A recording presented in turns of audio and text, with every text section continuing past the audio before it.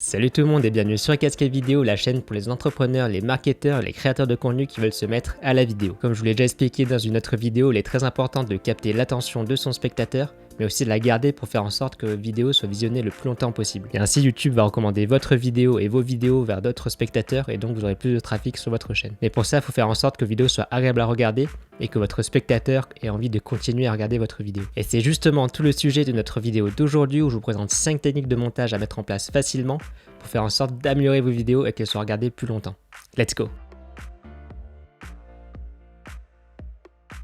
Alors la première chose à faire, c'est de faire en sorte que votre discours face à la caméra soit naturel, ou au moins semble naturel. Et pour ça, il y a une technique très simple lorsque vous faites des cuts, c'est de faire des cut-in et des cut-out. Et tout simplement, le fait de faire des cut-in et des cut-out, ça va éviter cet effet un peu de coupure de parole qui n'est pas naturel face à la caméra. Parce que quand on parle face caméra, souvent notre discussion elle est coupée, ça peut paraître pas du tout naturel. Et du coup, le fait de cut-in et de cut-out, ça permet de faire des coupures entre les différents cuts qui paraissent quand même naturels. Et en fait, ça permet de renouveler un peu l'attention du spectateur et donner l'impression que votre phrase vient juste de se terminer et qu'on passe à autre chose au lieu de faire des cuts non naturels.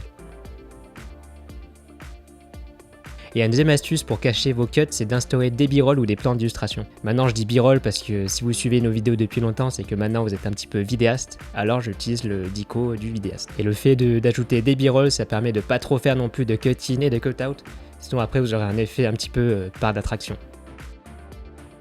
Alors la troisième astuce qui est très importante lorsque vous vous lancez, surtout sur YouTube, c'est d'aller à l'essentiel. Et encore plus si votre contenu est à but éducatif, vous donnez un petit peu des sortes de formations gratuites ou vous traitez des questions que se pose votre audience et donc faites en sorte de réduire au maximum vos vidéos. Rentrez vraiment ce qui est essentiel à vos vidéos, gardez que le bon parce que comme je vous l'ai expliqué dans la vidéo où je vous parle de l'algorithme de YouTube et de ses métriques en 2021, il faut faire en sorte que votre audience regarde au maximum votre vidéo pour augmenter votre taux de visionnage et être recommandé vers d'autres spectateurs et donc augmenter votre trafic. Et pour ça, il ne faut pas ennuyer votre audience et faire en sorte qu'elle regarde au maximum vos vidéos et donc utiliser les 5 techniques que je vous présente peuvent vous aider justement à augmenter votre taux de visionnage. Mais si vous débutez dans la création de vidéos et dans le montage, vous vous posez peut-être la question mais qu'est-ce que je garde et qu'est-ce que je garde pas? Mais la technique c'est de mettre dans la peau du spectateur ou tout simplement de présenter votre montage à un proche avant de le publier. Et lorsque vous voyez que vous commencez à vous ennuyer en tant que spectateur ou que votre proche commence à s'ennuyer, alors réfléchissez à ce qui est vraiment essentiel et n'hésitez pas à couper ce qui vous paraît un petit peu superflu pour garder vraiment ce qui est important dans votre discours,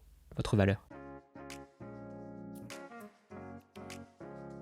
La quatrième astuce, c'est d'ajouter des effets sonores. C'est une très bonne technique pour vos transitions, par exemple, pour augmenter le dynamisme de vos vidéos. Et ce qui est bien, c'est qu'il y a pas mal d'effets sonores disponibles gratuitement sur la bibliothèque YouTube, par exemple. Après, ça demande pas mal de temps en montage et ça peut vite être chronophage. C'est pourquoi nous, on le fait pas tout le temps. On fait pas tout le temps des effets sonores dans nos vidéos éducatives sur YouTube. Mais ça peut vraiment être sympa pour redonner du dynamisme à vos vidéos de temps en temps et faire en sorte que votre spectateur soit toujours là et toujours attentif. D'ailleurs, pour celles et ceux qui sont encore là, un grand merci à vous. Et la cinquième et dernière astuce que je peux vous donner de montage, c'est de travailler le rythme de votre vidéo avec la musique. Bon, comme je l'ai dit plus tôt, pour booster l'algorithme de YouTube et avoir plus de trafic sur votre chaîne et sur vos vidéos, il faut faire en sorte que votre taux de visionnage soit le plus élevé possible. Et donc travailler le rythme de vos vidéos pour donner envie à votre audience de rester est primordial. Et pour ça, la musique est une très bonne solution. Elle permet de changer le mood et l'ambiance de votre vidéo, par exemple.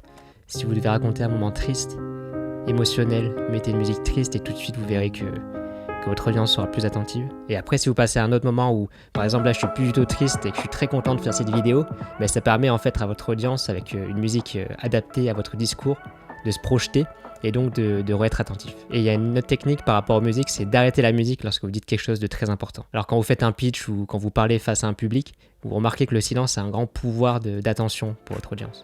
Bah, sur YouTube, vous pouvez en profiter pour, lorsque vous dites quelque chose d'important, couper la musique, mettez un petit silence et ainsi votre audience va se dire « Attends, mais qu'est-ce qu'il va me dire là, ça a l'air d'être important ». La musique est bonne pour donner le rythme, naturellement, et n'hésitez pas à utiliser des silences pour capter l'attention. Sur ce, c'est tout pour moi pour aujourd'hui. J'espère que ces 5 astuces vont vous aider à créer des meilleures vidéos. D'ailleurs, n'hésitez pas à poser des questions sur ces astuces, sur comment les mettre en place en commentaire, on répondra avec plaisir. Et pour celles et ceux qui veulent aller plus loin dans la création de vidéos, on fait une formation gratuite où on vous apprend à filmer avec votre smartphone. Du coup, si c'est un sujet qui vous intéresse, je vous invite à checker le lien dans la description. C'est une formation d'une semaine complète que vous recevrez par mail et qui va vous apprendre à filmer comme un pro avec votre smartphone. Sur ce, je vous remercie d'avoir suivi la vidéo jusqu'au bout si vous êtes encore là et donc d'avoir boosté mon taux de visionnage. Et je vous souhaite une bonne journée ou une bonne soirée et n'oubliez pas, soyez mémorables. Ciao!